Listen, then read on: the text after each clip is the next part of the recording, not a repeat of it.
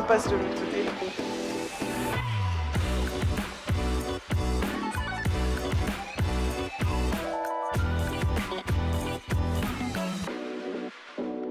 Et alors, pour cette deuxième table ronde, Alain, vous avez votre siège, pareil que tout à l'heure, de mon côté. Et j'accueille Bruno Rousseau, qui est directeur général adjoint d'Immobilière 3F, Sigrid Monnier, qui est directrice générale de Gironde Habitat. Bonjour à tous. Christophe Millet, président du Conseil national de l'Ordre des architectes. Et donc, Alain Mogard, qui est resté avec moi. Je vous laisse vous installer. On a toujours évidemment les questions que vous pouvez poser et je les reçois en direct sur la tablette. Donc vous les posez par le téléphone, le numéro de téléphone qui va s'afficher et puis sinon en scannant le QR code. Et Fanny, donc, qui synthétise nos échanges comme toujours. C'est assez sympathique d'avoir ce retour-là, ce résumé, donc va nous croquer au fur et à mesure. Alors donc on était sur une première table ronde un peu sur comment les bailleurs font. Maintenant on va s'intéresser à la conception. Peut-être un petit mot assez rapide sur est-ce que c'est compliqué parce qu'on nous met de plus en plus de normes? Est-ce que le rôle de l'architecte va devenir de plus en plus réduit ou au contraire, est-ce qu'il a un rôle à jouer? Tout à l'heure, Alain, vous le disiez, hein, dans la conception, il y a des choses qui se jouent énormément. Est-ce que ça laisse la place à l'architecte pour qu'il puisse décider un peu des choses? Alain, je vous laisse la parole pour juste introduire juste un peu. C'est vite vu. Voilà, moi c'est simple, c'est une table ronde assez simple. Je dis la conclusion. Si on veut avoir un résultat positif, intelligent, qui correspond à nos changements, il faut qu'on mette au centre du problème la qualité architecturale et la qualité urbanistique. Voilà, je le pense et je suis ingénieur. Bon, voilà. Donc c'est en premier, avec le fan club. Christophe Millet, est-ce que donc justement, ça aurait tendance à brider, mais il faut aller à l'encontre de ça pour que la qualité architecturale reste au devant de la scène? Alors, bonjour à tous. Peut-être un petit mot avant sur le Conseil national de l'Ordre des architectes et rappeler que le Conseil a été créé pour protéger la qualité architecturale et pour protéger l'intérêt public de l'architecture. On représente 30 000 architectes formés et je le dis vraiment et je le rappelle, c'est 30 000 architectes qui ont prêté serment et qui travaillent dans l'intérêt général. Ce qu'on entend dans l'intérêt général, c'est-à-dire qu'ils ne travaillent pas non plus pour leur propre geste architectural, mais ils ne travaillent pas non plus pour leur propre maître d'ouvrage, c'est-à-dire qu'ils se situent juste entre les deux dans l'héritage que l'architecture va pouvoir apporter. La question que vous nous posez, c'est-à-dire est-ce que les normes brideraient l'architecture? Évidemment non. Évidemment non, puisque l'évolution normative aujourd'hui, et notamment dans le logement ou dans des autres constructions, laisse suffisamment de place à la créativité architecturale, à la capacité à faire du logement traversant. Aujourd'hui, il n'y a pas de normes qui empêchent de faire du logement traversant, il n'y a pas de normes qui empêchent de faire des fenêtres en bois, il n'y a pas de normes qui empêchent de ventiler les logements, il n'y a pas de normes qui empêchent de faire de la qualité. Et aujourd'hui, quand les architectes sont mis à contribution au bon moment, c'est-à-dire au moment de la commande, au moment où on est capable de définir ce qui serait un programme de logement de qualité, il n'y a pas de normes qui nous empêcheraient aujourd'hui de faire les choses correctement. Et alors, Sigrid Monnier, vous, en tant que vous dirigez Gironde Habitat. Tout à l'heure, Alain disait finalement les HLM, c'est souvent les précurseurs, donc il faut être précurseur là-dessus. Donc l'idée, c'est de ne pas se laisser bloquer par ça et de pouvoir continuer à faire votre travail de qualité en intégrant ces normes-là environnementales. En fait, les normes, on s'en sert pour anticiper à chaque fois sur la norme suivante, histoire d'accélérer le bon résultat pour nous de la fameuse courbe d'apprentissage dont on a parlé tout à l'heure. Et donc, c'est une donnée qui nous challenge, plus à certains moments qu'à d'autres, très fort. Mais vous avez toujours la qualité d'usage en ligne de mire. Bien sûr, et en même temps, je dirais même que c'est quelque chose qui peut aider à tirer la motivation des équipes, qui peut animer pas mal de monde et motiver en fait. Ça n'est pas seulement un coût, c'est pas vrai. Vraiment, il faut s'appuyer dessus, puisqu'on n'a pas le choix et que ça va exister, et que ça existe. De toute façon, c'est intéressant de s'appuyer dessus pour en faire quelque chose, pour en faire une opportunité pour nous. C'est possible aussi. Donc ça peut être une opportunité. Vous le voyez d'une vision quand même assez positive, quoi. Oui. Ouais, ouais. Et Bruno Rousseau, vous, est-ce que ça remet en question le rôle du maître d'ouvrage? On a aussi une question qui apparaît sur comment travailler mieux entre acteurs de la maîtrise d'œuvre pour répondre à tous les enjeux techniques. Comment on se répartit les tâches, du coup, maîtrise d'œuvre, maîtrise d'ouvrage, sur ces nouveaux enjeux?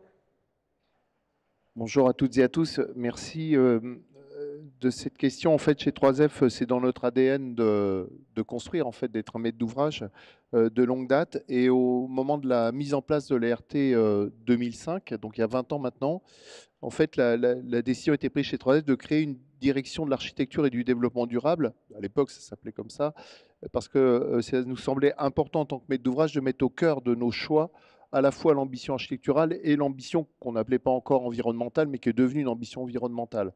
Donc nous savons en fait d'expérience que un maître d'ouvrage en fait doit s'adapter en fait aux circonstances dans lesquelles il est amené à agir. Évidemment, s'intégrer dans les territoires et travailler avec les acteurs des territoires, mais également et faire évoluer en fait la manière de conduire un projet.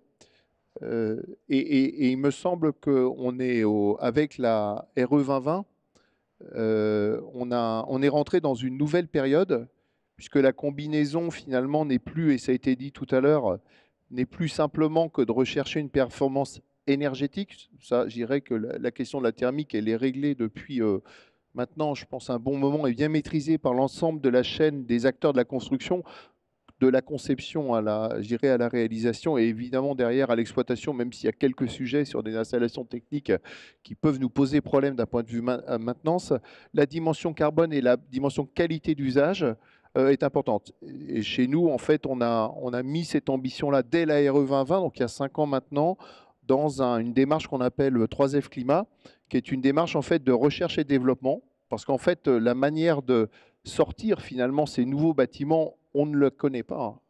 On ne la connaît pas et qu'on sait d'expérience que c'est justement en travaillant avec les architectes, avec les équipes de maîtrise d'œuvre, avec les entreprises, qu'on trouvera les solutions. Alors aujourd'hui, le contexte est différent, c'est qu'il y a de plus en plus de personnes qui sont prescriptrices dans l'acte de construire, et notamment des acteurs qui ne participent pas du tout à l'acte de construire. Donc ça, c'est quand même un peu problématique pour nous. Comment vous arrivez à intégrer tout ça? On essaie de faire un peu de pédagogie, voilà, et puis de résister parfois.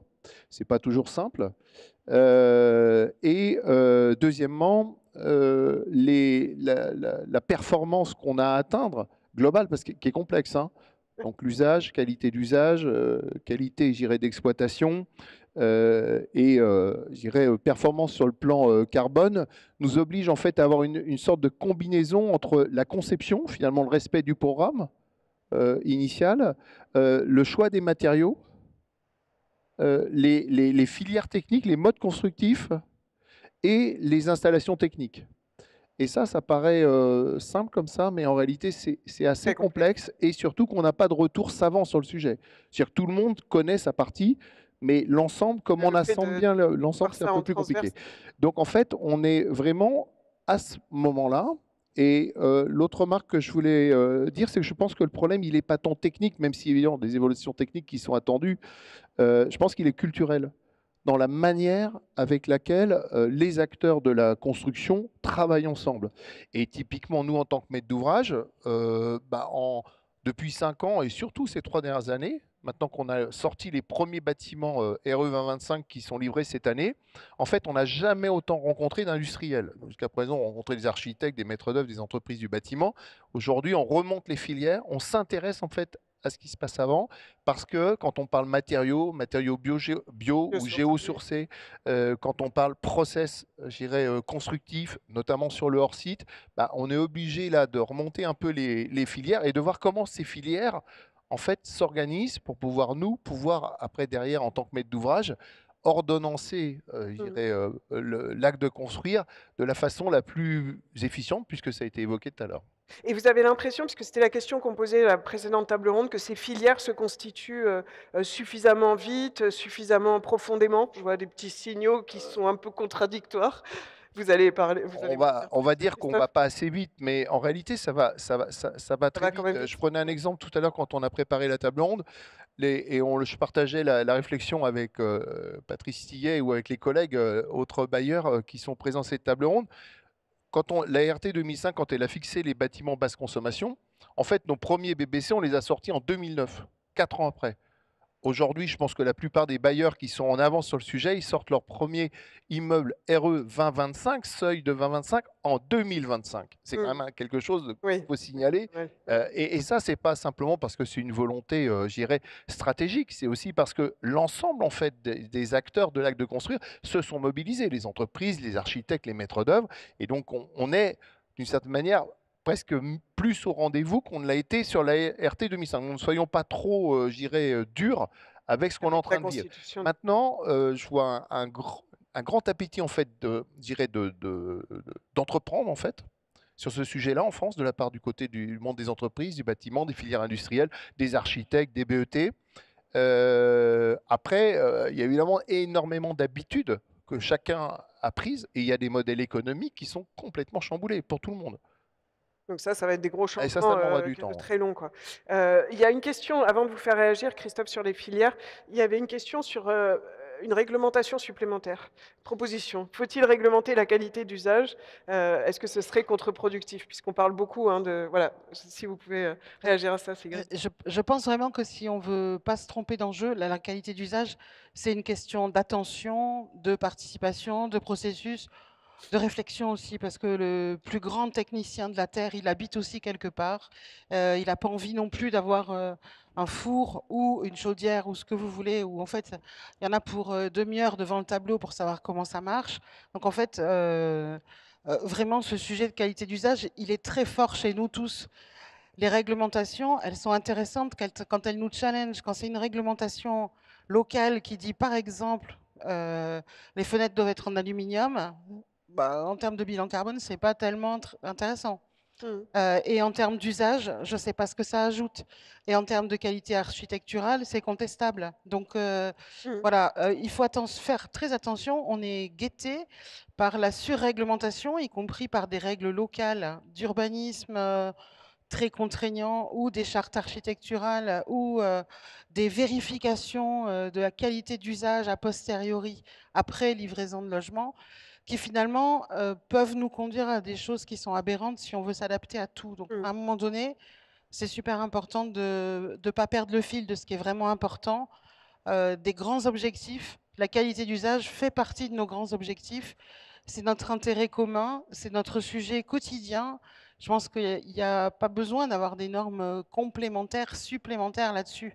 On a vraiment tous beaucoup travaillé là-dessus et je crois vraiment que toutes ces normes supplémentaires, complémentaires, par contre, elles nous empêchent de courir les vrais enjeux.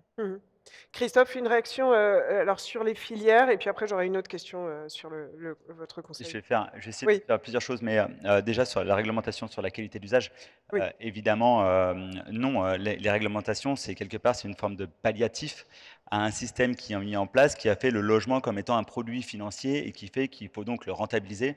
Et la première des choses qu'on a trouvé pour le rentabiliser, c'est de réduire les surfaces et donc de mettre la question de l'usage de côté au profit peut-être d'une performance énergétique ou environnementale ou au profit parfois d'une esthétique qui pourrait être regrettable.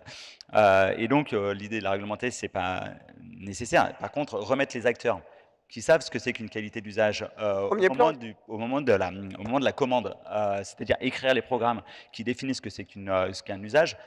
Il n'y a pas besoin de le réglementer pour ça, parce qu'on sait ce que c'est qu'un logement qui a une bonne qualité d'usage. Sur les filières, oui, il y a certaines filières qui vont vite, notamment les filières de l'ingénierie, les filières de la maîtrise d'œuvre, savent aller vite dans la formation et se projeter dans les réglementations à venir. Par contre, les filières des matériaux aujourd'hui, les matériaux décarbonés, je pense à la terre, à la paille, au bois des Alpes, aux matériaux locaux qui alimenteraient un écosystème local, le réemploi. Ce sont des filières aujourd'hui qui ne sont pas convoquées suffisamment, qui n'arrivent pas à trouver un modèle économique qui permet d'être utilisé de façon pérenne ou de façon économiquement viable. Et là, aujourd'hui, on a besoin notamment des régions de France qui sont l'entité économique, l'entité, je veux dire, juridique qui gère les filières, de s'attacher à cette question-là. C'est-à-dire, il faut Les aider vraiment à se développer, les il soutenir. faut les développer. Moi, je suis lyonnais, on a du bois des Alpes, mais aujourd'hui, l'exploitation forestière, elle n'est pas assez innovante pour fournir du bois dans des prix raisonnables. Les technologies existent, mais les filières, il faut les mettre en place. La terre, qui est quand même un matériau qui est juste extraordinaire, qui a permis de faire une architecture vernaculaire qui existe toujours, est une filière aujourd'hui qui est sous-exploitée. La paille, récemment, j'ai rencontré la ministre de l'Agriculture pour voir si on pouvait faire un accord entre les agriculteurs et les acteurs de l'architecture autour des filières, notamment paille, paille de riz, chanvre et plein d'autres. Aujourd'hui, ces filières-là n'intéressent pas suffisamment les régions, ou du moins les acteurs politiques régionaux, pour développer ces filières. Et aujourd'hui, elles nous manquent réellement, parce qu'on parlait du système normatif, il peut être bloquant si on ne fait pas évoluer notre système constructif. C'est-à-dire, tant qu'on fera du béton et des fenêtres PVC, je suis désolé, les normes nous embêteront de faire ça. Et c'est tout l'intérêt des normes. Par contre, demain, si on avait un catalogue de solutions Vous feriez d'autres choses. locales, mais vraiment locales, avec une économie locale, d'un seul coup, les normes, on pourrait presque passer au-delà, voire même aller bien au-delà des normes, parce que quand on construit en terre, la RE 2020, je peux vous dire que l'inertie, la thermique, on les gère très très bien. Faut-il encore trouver une entreprise qui soit construire un bâtiment R+2, R+3 en terre tassée?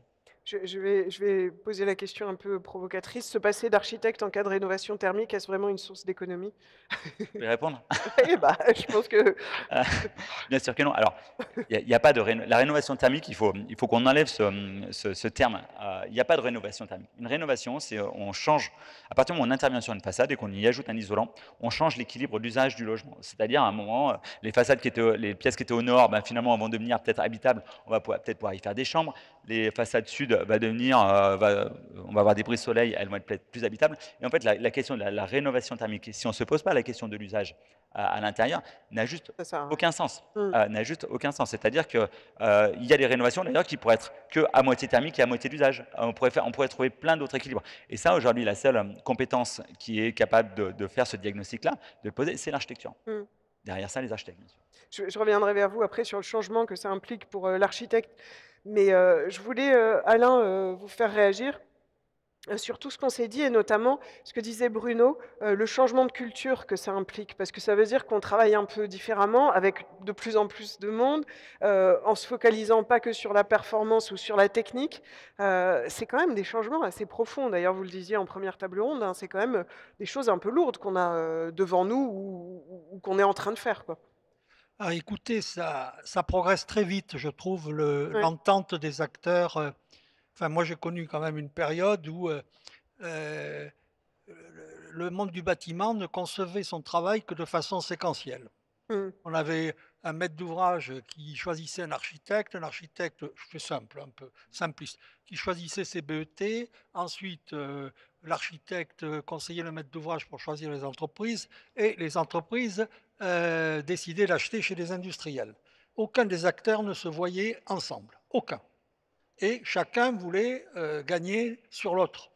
Comment voulez-vous qu'il y ait un objectif intelligent si vous on se avez parle des pas. acteurs qui n'ont pas... Non, mais c'était, à mon avis, la caricature. Maintenant, sur toutes les tables rondes, on est tous d'accord, enfin, vous êtes tous d'accord, hein, moi je suis à la retraite, pour regarder ensemble, chacun conserva sa fonction. Hein, c'est pas chacun qui se mêle du métier de l'autre, mais chacun apprend la culture du métier de l'autre, ce qui est, à mon avis, totalement différent pour pouvoir l'aider. Moi, quand je vois un BET qui dit « j'aime l'architecture sur laquelle on me demande de travailler », eh ben, je trouve que c'est déjà la plus belle des nouvelles, c'est-à-dire qu'il est en train de collaborer intelligemment parce qu'il aime le projet qu'il va faire. Donc, si vous voulez, ça me paraît vraiment la chose nouvelle. Donc, on appelle ça l'approche collaborative. Oui. Ça, c'est intelligent. D'ailleurs, tous les secteurs industriels qui ont réussi, qui ont fait des gains de productivité, c'est ce qu'on appelle l'approche collaborative. Je le dis au passage, pour baisser les coûts,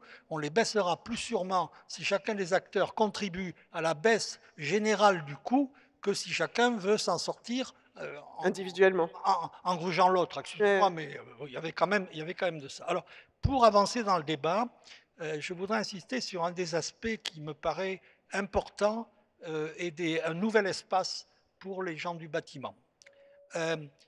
Pour faire simple, ça consiste à considérer que le bâtiment, c'est comme un service. C'est-à-dire qu'au lieu de voir l'objet bâtiment en tant que bâtiment, on se pose la question des services qu'il rend.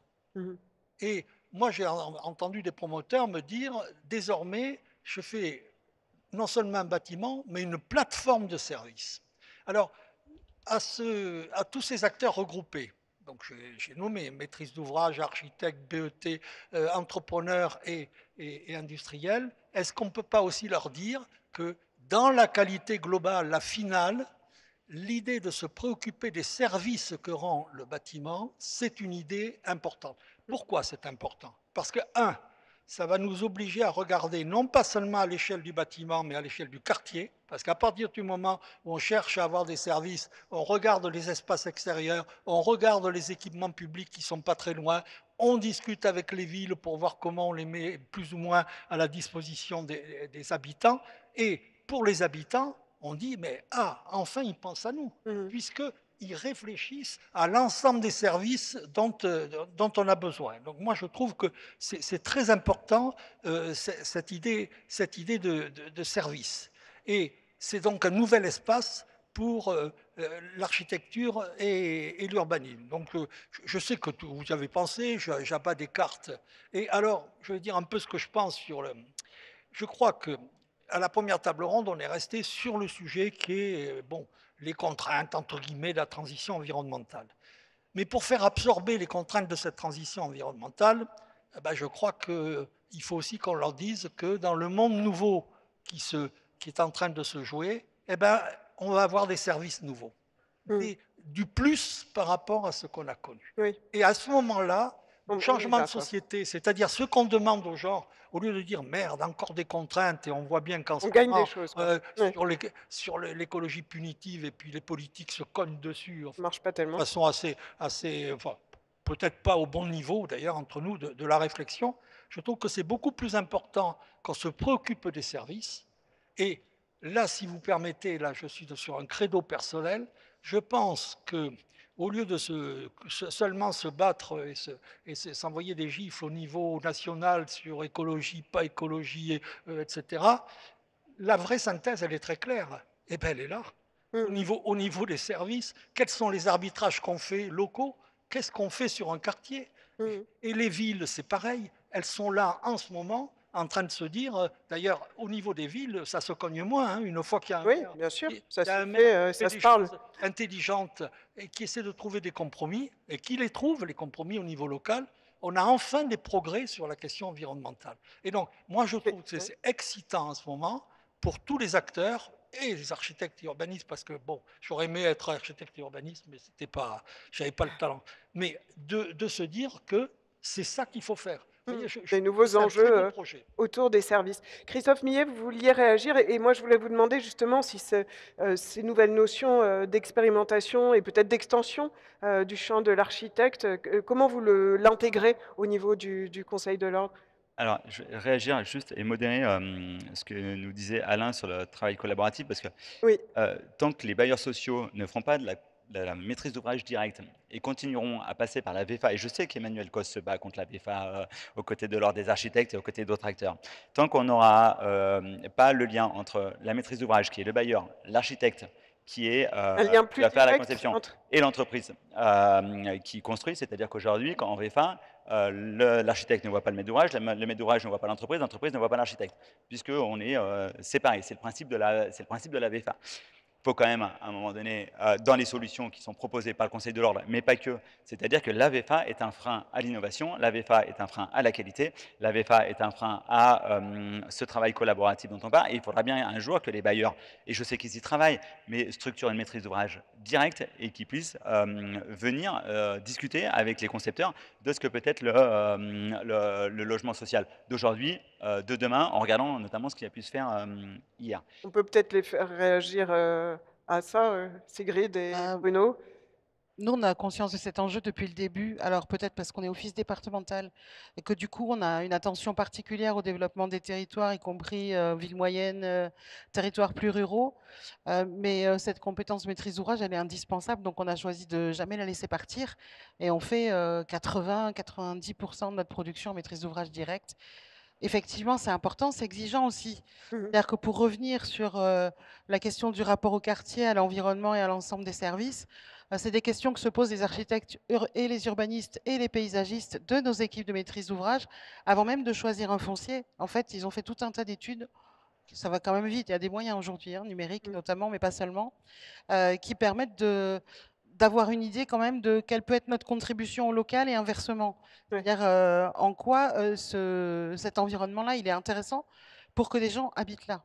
Mmh. Et vraiment, cette dimension-là, elle est très importante. Elle nous donne des capacités de résoudre des questions urbaines ou micro-urbaines. C'est-à-dire en milieu rural, on utilise des compétences d'aménagement acquises plus souvent en ville et de travailler avec d'autres puisque notre maîtrise d'ouvrage est multiculturelle. Bien sûr, il y a aussi des techniciens. Mmh. Et Bruno, sur la maîtrise d'ouvrage, et puis il y a une autre question, et je voulais d'ailleurs qu'on voit comment vous traitez la question du confort d'été. Mais il y a une question qui ressemble, le monde nouveau aura nécessairement des contraintes liées au climat, celle du climat. Allons-nous devoir vivre dans des logements refuges? En gros, comment vous appréhendez cette question de l'adaptation au changement climatique en tant que maîtrise d'ouvrage? Alors, en tant que, effectivement, maître d'ouvrage et sur l'offre nouvelle, en fait, qu'on est Oui, amené à promouvoir, la, la prise en considération, en fait, du changement climatique nous amène à revoir en bonne partie notre cartographie, en fait, de développement. C'est-à-dire que nous devons intégrer dans les paramètres, en fait, de choix d'opportunités de nouvelles opérations l'exposition, en fait, au risque climatique. Bon, schématiquement, il y a effectivement la question de la chaleur avec les îlots de chaleur, il y a les inondations, il y a les retraits gonflements d'argile, il y a les tempêtes ou les retraits de côte suivant les endroits où on est exposé, évidemment, et les secteurs géographiques sur lesquels on est embarqué.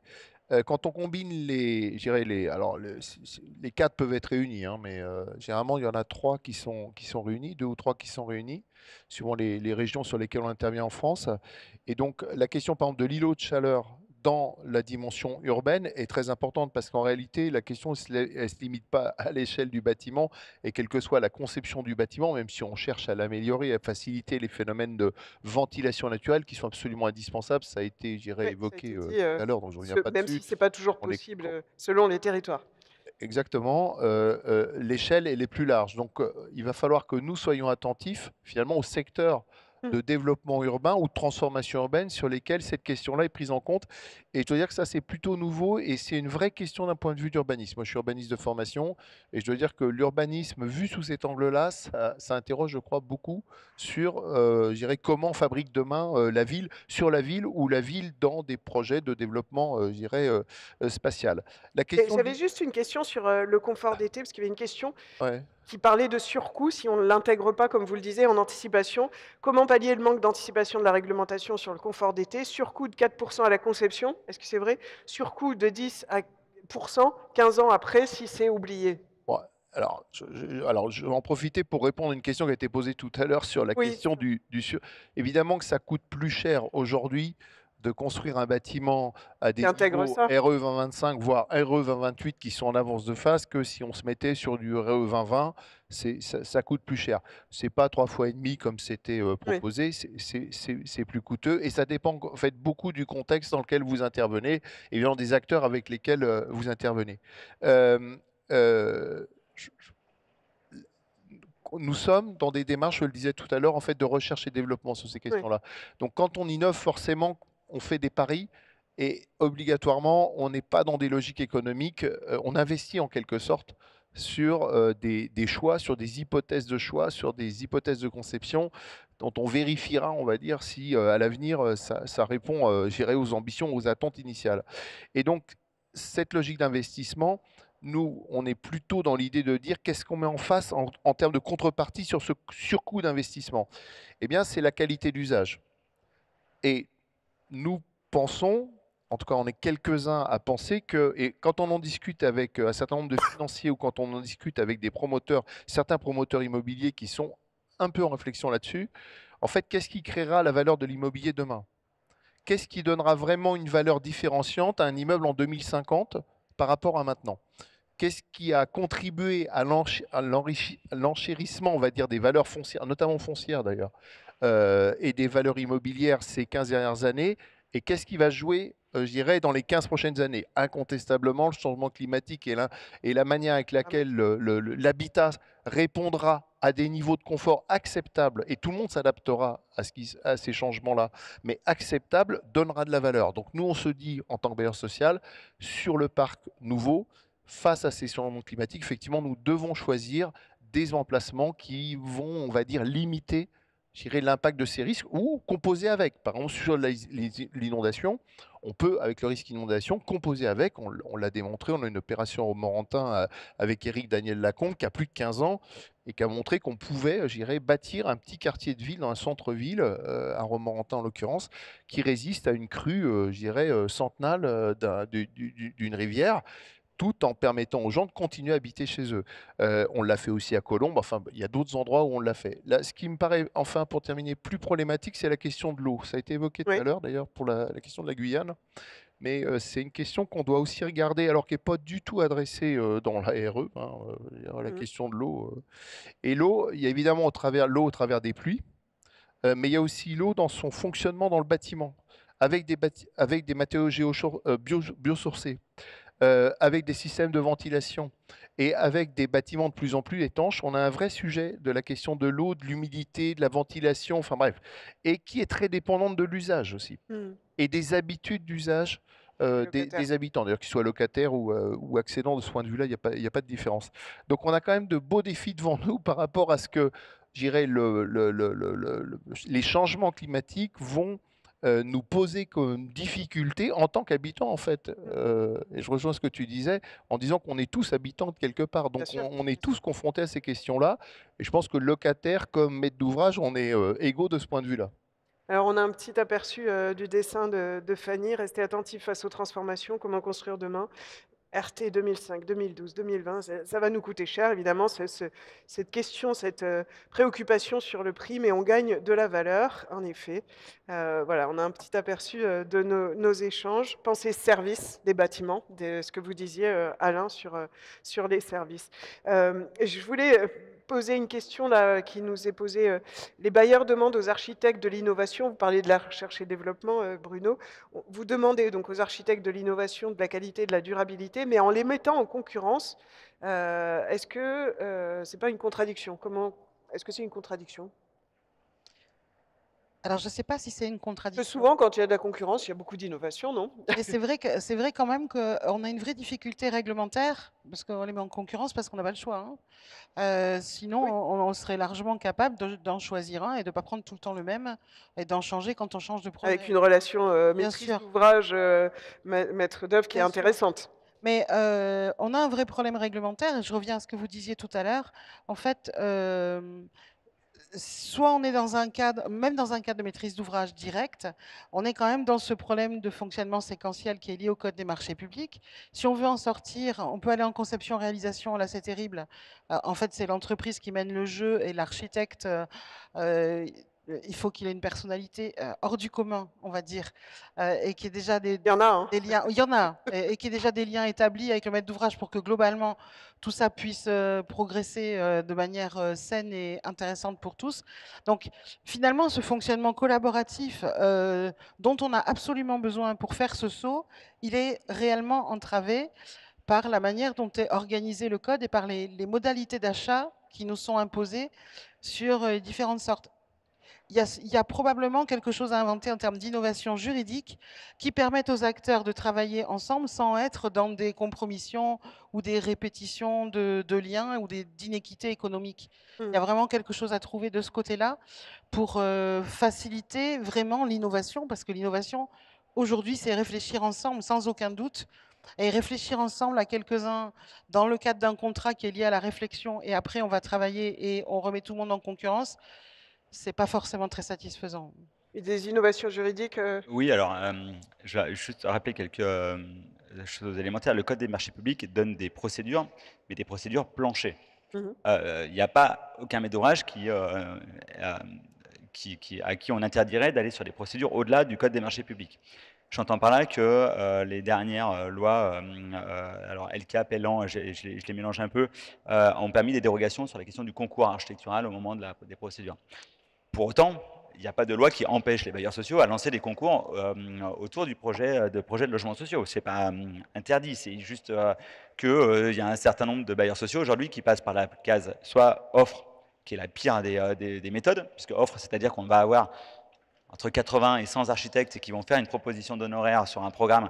Donc forcément, sur une profession qui est déjà en difficulté, on va avoir le code des marchés publics va chercher l'architecte globalement le moins cher, enfin, je parle d'architecte, l'équipe de maîtrise d'œuvre globalement la moins chère, et donc qui ne va pas avoir les moyens d'innover. Pour autant, pour n'importe quel, même pour une opération de 15 logements, il est possible de lancer des procédures de concours qui sont vertueuses. En plus de ça, si on veut de l'innovation, il ne faut pas que les procédures de concours qu'on lance soient un cahier des charges strict en disant je veux tant T2, tant T3, enfin mes T2 doivent faire 42 mètres carrés, parce que l'innovation, elle n'y est plus, puisque si le T2 fait 42 mètres carrés sur un bâtiment qui fait 20 mètres d'épais, le T2 sera mono-orienté, il n'y aura pas de hall d'entrée, la cuisine sera ouverte, comme le monsieur Fréchet parlait tout à l'heure, parce qu'il n'y a plus d'innovation possible. Si à partir de là, le cahier des charges est déjà écrit et qu'il doit être respecté et qu'il y a une note sur les respects du cahier des charges, autant dire qu'il n'y a pas d'innovation. Dans l'histoire de l'architecture, il y a des architectes qui se sont lancés dans l'innovation, et notamment, on a 2 Pritzker en français, on a 3 Pritzker français, mais il y en a 2 qui ont travaillé, Jean Nouvel ou Lacaton Vassal, qui ont réfléchi sur l'innovation, sur le logement, pour faire des logements plus grands, à des prix abordables. Et on a des expériences, et ça s'est fait parce qu'on a permis aux architectes et aux équipes de maîtrise d'œuvre d'innover. Mais c'est-à-dire qu'on leur a permis d'innover, on leur a fait confiance à un moment donné, avec plus ou moins de réussite, mais les opérations dont on parle de Lacaton Vassal ou de Jean Nouvel, on n'ose même plus les prendre en exemple. À Bordeaux, il y a des magnifiques opérations. Nemosus de Jean Nouvel, c'est une magnifique opération. On n'ose plus les prendre en exemple et on n'ose plus s'inspirer de ces modèles. Voilà, nous, l'ordre, on le dit sans cesse, c'est-à-dire qu'il y a des procédures qui vous permettent, vous les bailleurs sociaux, d'innover, de continuer à innover. On peut parler de primes de concours, il y a des prêts, il y a des choses, il y a des, mais en fait, les architectes sont là pour apporter l'innovation parce que c'est ce qu'ils apprennent à l'école, parce que c'est ce qu'ils apprennent en agence et parce que surtout c'est ce qu'ils ont envie de faire. Et c'est une ouverture, j'imagine, Sigrid ou Bruno, pour éviter une sorte de bunkérisation des logements. Si on répond, c'était un peu le logement refuge dont parlait un des participants à la réunion, c'est de trouver de l'innovation pour éviter de se faire enfermer dans des normes qui créent un mauvais environnement pour le locataire ou le propriétaire. Et des concours, on en lance sur un certain nombre de projets d'une ampleur qui mérite ou qui justifie financièrement aussi parce que c'est quand même compliqué. Reste que c'est une modalité de mise en concurrence et que la question, on peut faire des concours avec des objectifs très larges et pas grand-chose comme contrainte pour les arbitrer correctement. Moi, je vous entends sur le fait qu'on a le droit d'aller plus loin que le code des marchés publics. En même temps, ça veut dire qu'on s'expose plus loin en cas de contrôle, juridiquement, etc. Donc, on reste sur quelque chose qui est séquentiel. Si on fait un concours, vous discutez peut-être avec les entreprises, mais moi, non, je ne peux pas discuter avec les entreprises. Vous allez me proposer des projets qui sont anonymes. Je ne sais pas avec qui je discute. Je ne sais pas avec quelles entreprises il a l'habitude de travailler, etc. On ne résout pas du tout le sujet avec ça. On résout un sujet qui est celui de la mauvaise commande publique aux architectes, qui fait des appels d'offres avec pas forcément des honoraires ou des indemnités qui sont prévues en fonction du travail qui est demandé. Ça, c'est un sujet qui me semble être assez bien traité dans un certain nombre de régions. Enfin, chez nous, il y a des associations d'architectes qui travaillent largement dessus, avec lesquelles on échange régulièrement et on réajuste nos propositions quand c'est nécessaire. Le sujet qui est un cran plus loin pour les enjeux qui sont devant nous, c'est le sujet de composer avec l'ensemble des acteurs de manière horizontale et transparente. Et ça, effectivement, ça nécessite quelque chose qui n'est pas prévu par aucun code. Bruno, un commentaire sur tout ce qui est à votre disposition pour travailler avec les architectes? Moi, il me semble, au-delà, je vais répondre sur les architectes, mais au-delà des architectes, je pense que le code de la commande publique est assez riche en termes de procédures et de modalités d'achat pour permettre à un maître d'ouvrage de... Alors, encore faut-il effectivement avoir ce savoir-faire, et ça a été évoqué tout à l'heure, pour, j'irais, composer avec cet appareillage, on va dire, juridique. Et j'insiste sur ce que j'ai dit dès le début. En fait, on est face à des enjeux de changement de culture et donc d'expérimentation. Oui. Et donc, forcément, c'est difficile de faire rentrer des opérations expérimentales dans un cadre qui est très, je Oui. dirais, défini par un cadre législatif et Oui, juridique oui. basé d'ailleurs sur des techniques d'ingénierie des années 70. On est en 2025, hein, d'accord? Parce que la loi MOP, on a mis 20 ans à la sortir, oui, peut-être plus d'ailleurs, enfin les décrets, bref, je passe le détail. Et donc aujourd'hui, par exemple, nous, pour revenir à un exemple concret, si on veut travailler avec du hors-site, si on veut être très performant en termes de seuil, eh bien, on va pratiquer des méthodes, par exemple, de loi MOP inversée. C'est-à-dire qu'on va choisir en fait les entreprises avant de choisir le maître d'œuvre. Mais par contre, on choisira l'équipe de maîtrise d'œuvre. Ce n'est pas l'entreprise qui va choisir la maîtrise d'œuvre. D'accord. De la même façon que dans nos procédures de conception-réalisation, j'irais de longue date, d'ailleurs qu'on pratique sur certaines opérations, j'irais le mandataire initial de la phase conception, c'est pas l'entreprise, c'est l'architecte. Ça au moins, je dirais, on donne la main à la maîtrise d'œuvre d'avoir l'autorité nécessaire et la responsabilité sur la phase qui le concerne. Et on a d'autres procédures comme ça qu'on est en train de regarder et tester, notamment les systèmes d'achat dynamique. Bon, enfin, j'en passe, mais voilà. Et puis, je voudrais terminer par un point, c'est que on a l'ambition de croire que la jeune génération, en fait, notamment des architectes, est porteuse d'une réponse. Et donc, on a lancé un appel à contribution, hein, qui s'appelle Confort 2025, sur des patrimoines existants, sur lesquels on a demandé, alors pas à des architectes dans l'école, hein, mais à des jeunes équipes d'architectes, Des et idées. pas seules, des jeunes équipes d'architectes qui s'associent avec qui ils veulent, de réfléchir à des sujets qui sont des vrais enjeux d'adaptation de notre parc, alors ce n'est pas la production neuve, au défi 2050, en disant la carte blanche. Avec un regard un peu nouveau et Oui, peut-être de bah, l'audace. oui, je pense qu'il y a un moment, on est déjà en train de sortir de nos zones de confort habituelles, je Oui. dirais. Et donc, ça me semble important de poursuivre toutes ces initiatives. Donc, dans l'eau, oui, il y a des consultations de type jury, c'est nécessaire. Il y a des consultations en procédure adaptée. Enfin, c'est-à-dire, il y a un panel de possibilités. Ça devient assez complexe de les utiliser, hein, d'un point de vue, Oui. ça demande un niveau de professionnalisme de la part des équipes, je dirais, assez pointu. Mais le plus dur étant d'arriver à faire converger l'ensemble des acteurs de l'acte de construire sur le même objectif. Et les objectifs, ils sont complexes. Ils sont nombreux, ils sont environnementaux, on l'a dit, ils sont sur la qualité de l'usage, ils sont sur le carbone, ils sont sur l'adaptation au changement climatique et ils sont sur le confort des habitants. Alain, je voudrais vous relayer une question qui a été posée, vous l'avez vu tout à l'heure. En réalité, dans la mesure où l'échelle de demain, c'est la ville bioclimatique, n'est-ce pas le plan d'urbanisme qui régente tout? Je pense que c'est l'occasion aussi de parler de votre concours chez Europan. Est-ce que c'est ça? Est-ce que c'est ça la question? Vous le disiez hein, tout à l'heure qu'il faut élargir un petit peu l'angle de vue et pas s'arrêter juste à un bâtiment, mais voir ça un petit peu plus largement. Oui, là on essaie de trouver des solutions sur le moment où on conçoit le bâtiment.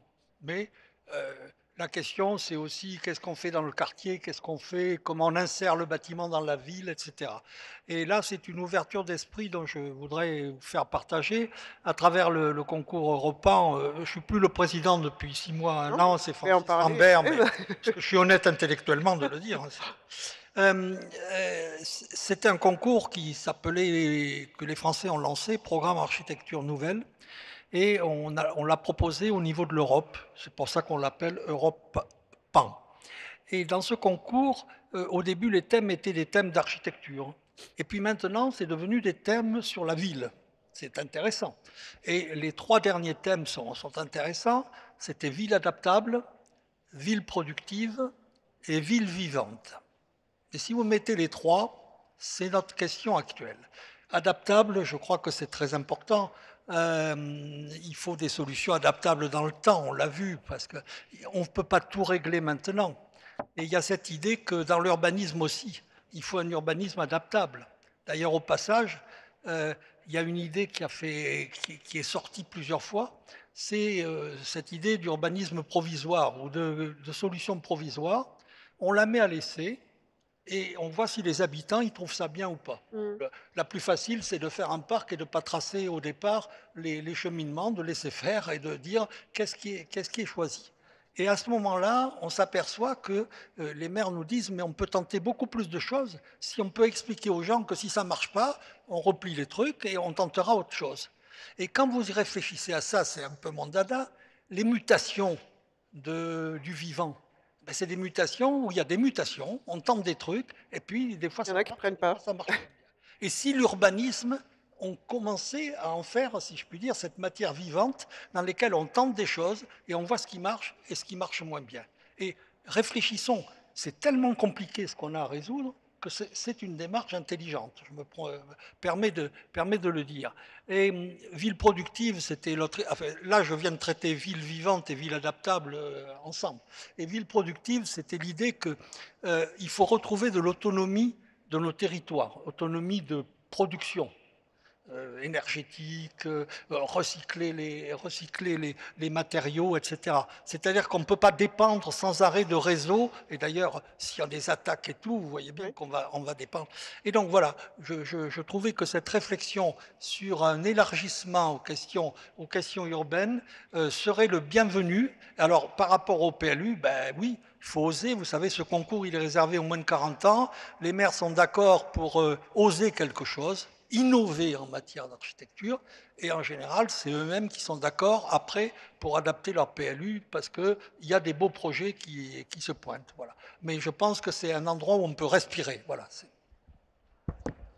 Vous êtes d'accord avec ça, Christophe? Alors, bien sûr, Après, je vais demander une petite conclusion. Il nous reste 4 minutes, un petit mot à chaque. Alors, on va être d'accord, c'est un urbanisme de projet.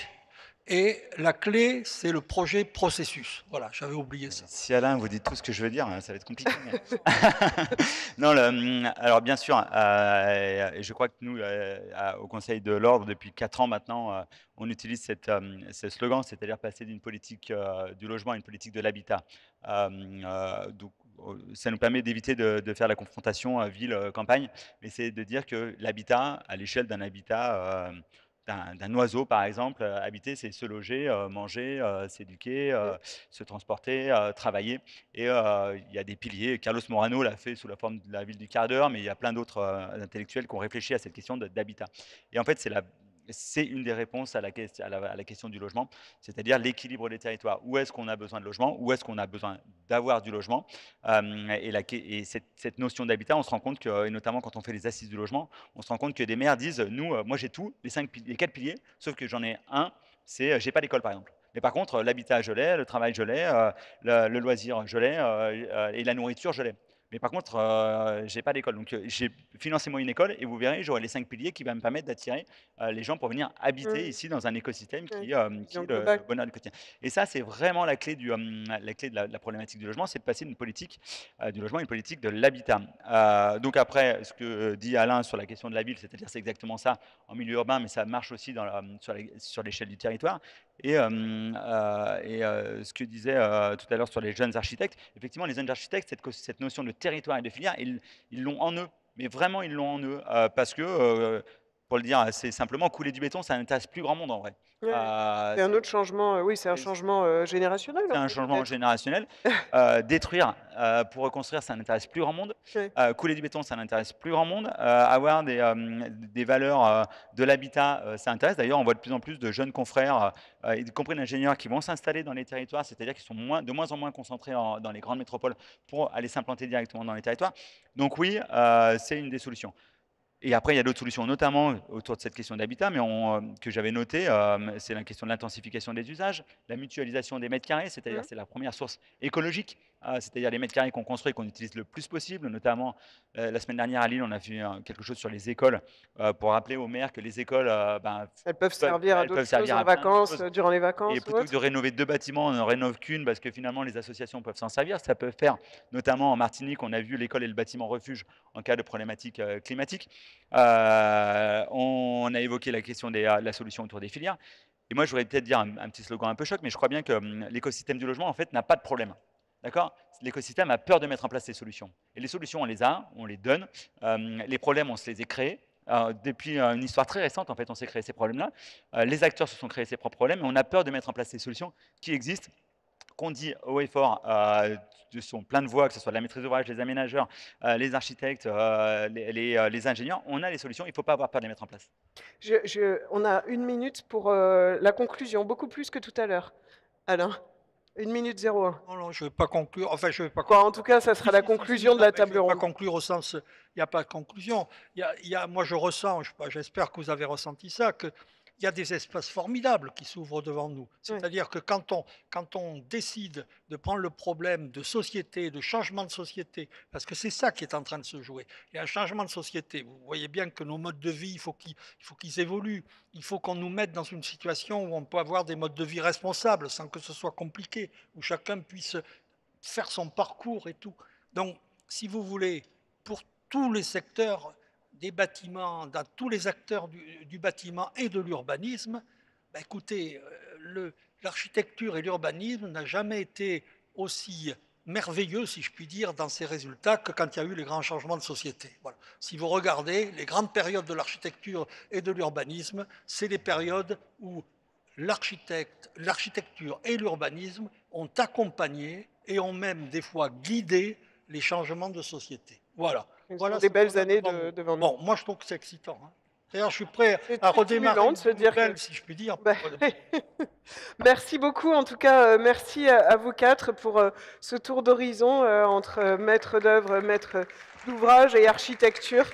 C'était super intéressant et ça montre qu'il y a beaucoup de défis, mais avec beaucoup de positifs. Donc merci.